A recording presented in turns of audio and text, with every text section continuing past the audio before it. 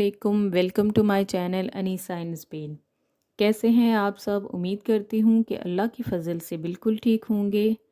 आज की वीडियो में मैं आपको बताऊँगी कि ऐसे कौन से कंट्रीज़ हैं जिनके वर्क वीज़ा हम आसानी से ले सकते हैं, जो सस्ते में हों, जिसका हम पर बर्डन भी ना हो और जो हम खुद भी अप्लाई कर सकें।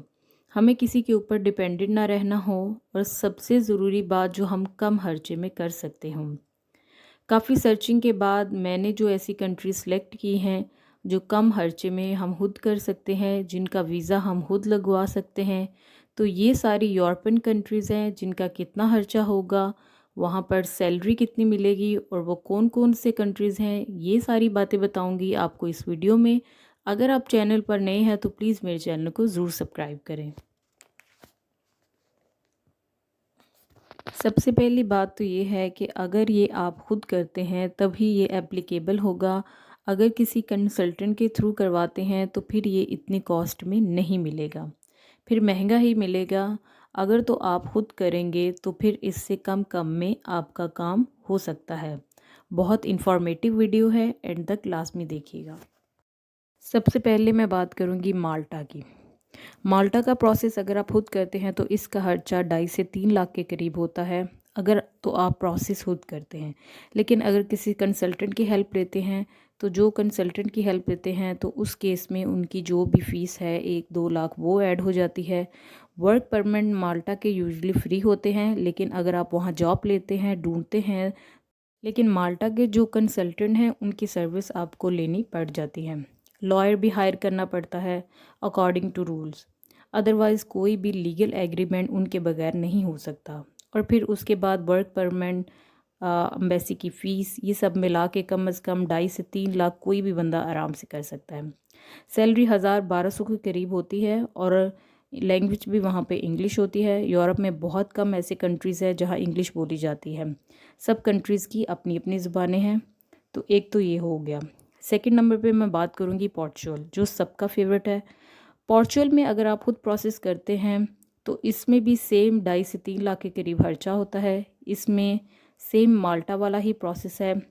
पोर्चुगल के अंदर भी लॉयर आपको हायर करना पड़ता है। वहाँ भी लाइसेंस कंसल्टेंट हैं जिनके थ्रू आप जो है डॉक्यूमेंट्स पास करवाने होते हैं। जब भी कोई लेटर कॉन्ट्रैक्ट लेते हैं विदाउट लॉयर के कंसल्टेंट के, वो अप्रूव नहीं होता। और इसकी सबसे अच्छी बात यह है कि यहाँ पे रेजिडेंसी जल्दी मिल जाता है। वहाँ ये है कि हम माल्टा में या किसी और कंट्रीज़ में हो तो हम ये वेट करते रहते हैं कि हमारा रेजिडेंसी कब आएगा। तो इसकी सबसे अच्छी बात यह है कि यहाँ पर रेजिडेंस सबसे जल्दी मिलता है।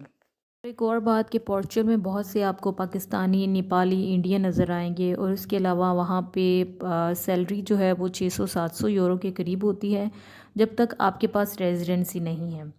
अगर तो आपके पास रेजिडेंसी है तो फिर ऑप्शन अच्छे हो जाते हैं, लोग 1000, 1200, 1500 यूरो तक भी देते हैं।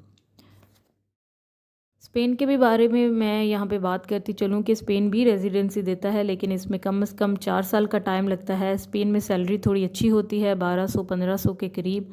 लेकिन अगर आप खर्चा खुद करते हैं तो वर्क वीज़े का जो प्रोसेस है वो 2 लाख के करीब हो जाता है। स्पेन में भी आपको लॉयर और कंसल्टेंट के थ्रू ही करवाना पड़ता है, लेकिन आप डायरेक्ट भी अप्लाई कर सकते हैं अगर आपका एक्सपीरियंस अच्छा है। तो पहले स्पेन का जो प्रोसेस था वो 3 से 4 माह के अंदर हो जाता था, लेकिन कोरोना से पहले 2 से ढाई माह लगते थे। लेकिन कोरोना के बाद जो है वो वर्क वीज़ा लगाने में हफ्ता महीनों भी लग जाते हैं। एग्रीमेंट्स नहीं आते, अपॉइंटमेंट नहीं मिलती, अपॉइंटमेंट मिल जाए तो रिज़ल्ट नहीं आते। उसके बाद सेफ से अप्रूवल नहीं आते, एम्बेसी से अप्रूवल नहीं आते। हमने खुद ये चीज़ें नोटिस की हैं। आपको ज़्यादा अरसा भी लग सकता है, रेजिडेंस थोड़ा लेट मिलता है। उसके बाद टुनीशिया भी है, वो भी बहुत सस्ता कंट्री है, वो भी आपको आराम से वीज़ा दे देता है, लेकिन वहाँ के लोग खुद काम करने के लिए यूरोप जाते हैं, इसलिए उसको इंक्लूड नहीं किया।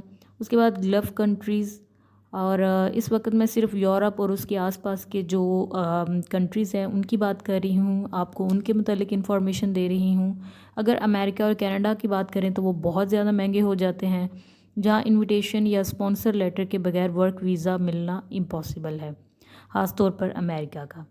तो ये थी एक छोटी सी वीडियो।